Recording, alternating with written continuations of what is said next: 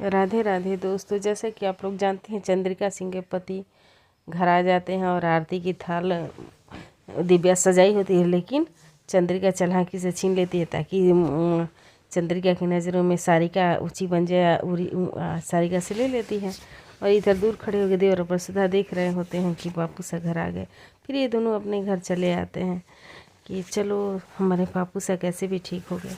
फिर दिव्या और अविनाश मिलने के लिए आते हैं और कहते हैं कि वसुधा आज खाने में क्या बना रही हो।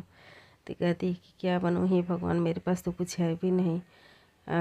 क्या बताऊँ, कोई बात नहीं, हमारा प्यार है, जो होगा सो देख देंगे। तो बताइए आप लोग क्या खाएंगे।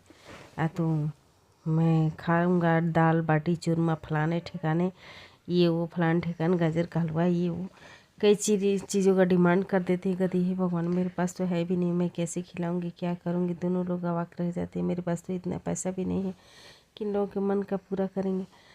फिर ये दोनों लोग हंसने लगते, कहते कि हम तो मजाक कर रहे थे, अब तो तुम हमारी भाभी सा हो गई हो, ये सब तो तुम खिला नहीं सकती हो, तो भाभी सा हो गई हो। तो ऐसा करो कि कुछ मैं गिफ्ट लेके आई हूँ, गिफ्ट को लो और स्वीकार करो इन गिफ्टों को और हमारे साथ चलो। और दोनों लोग हंसने लगते हैं। वसुधा सोच में पड़ जाती है कि क्या सब अनाप शनाप बके जा रहे हैं, कुछ समझ में आ नहीं रहा है, कभी कुछ कह रहे हैं कभी कुछ कह रहे हैं। फिर ये कहती है कि ऐसा है कि हमें ससुर शाह ने भेजा है और कहा है कि देव और वसुधा को तैयार करके हमारे यहाँ लेके आओ हवेली पे। ये दोनों लोगों का खुशी का ठिकाना नहीं रहता है। क्या हम हवेली पे जाएंगे, हम चौहान हाउस जाएंगे। और फिर उदयपुर का नज़ारा आप लोग देखिए कि उदयपुर में उजाला हो जाता है, रात से सुबह हो जाती है और ये लोग उदयपुर के लिए हवेली के लिए रवाना हो जाते हैं। हवेली के लिए पहुंचते हैं तो घर पूरा दुल्हन की तरह सजा होता है और कार आकर के रुकती है इनके चंद्रिका चौहान हाउस पे गाड़ी आकर रुकती है। तो इनके बापू साहब कहते हैं कि पूरा घर एकदम दुल्हन की तरह सजा दो, कहीं भी कोई भी कमी ना होने पाए। मेरी बड़ी बहू आ रही है, मेरा बड़ा बेटा आ रहा है, एकदम घर दुल्हन की तरह सजा दो, हमारी बड़ी बहू का भव्य स्वागत होना चाहिए। और इधर चंद्रिका नाराज़ होकर कोने में खड़ी होती है और इधर सारिका घी में आग में घी डालने का काम कर रही होती है। भाभी से ये लोग आवेंगे, आप जाएंगे आरती उतारने, लेकिन वो चंद्रिका नहीं जाती है। उसकी आरती तो ये उतारते हैं उसके ससुर से। कहते हैं ये सब काम तो सास का होता है, लेकिन मैं कह रहा हूँ, कर लो, ये गृह प्रवेश करो, ये अपने पैरों से गिराओ और हमारे घर में प्रवेश करो, हमारी बड़ी बहू, हमारी लक्ष्मी। और ऐसा कहते हुए वो कहते हैं कि ऐसा है कि मैं अपने हाथों से ये थाल तैयार किया हूँ, इन थाल में पैर डालो, अपने पग चिन्ह इधर लगाओ और अंदर आओ हमारी बड़ी बहू।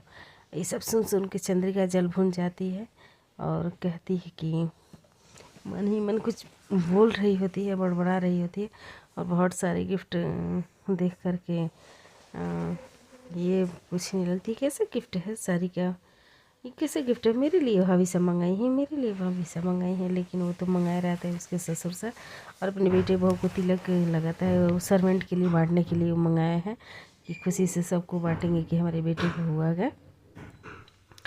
और ये इधर वसुधा आती है आकर के अपने सास का पैर छूने के लिए। ससुर इशारा करते हैं कि जाओ सास का पैर छू, लेकिन वो दूर खड़ी हट जाती है, जिसको देख कर के वसुधा हाथ जोड़ कर के माफ़ी मांगती है कि जब तक आप हमें माफ़ नहीं करेंगी तब तक मैं आपके पास नहीं आऊँगी, इस घर में भी नहीं रहूँगी।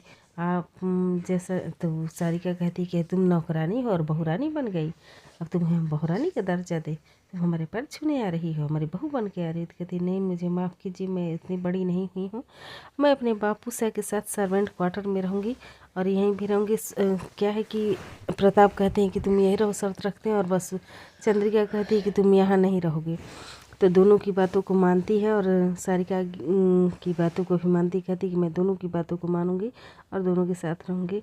सारिका मैम, मैं दोनों की बातों को मानूंगी। और ऐसा कहते हुए वो अपने बापू सा के सर्वेंट क्वार्टर में चली जाती है, जहाँ कि उसको एक क्वार्टर मिला होता है उसमें रहने के लिए। अब देखिए आगे क्या होता है।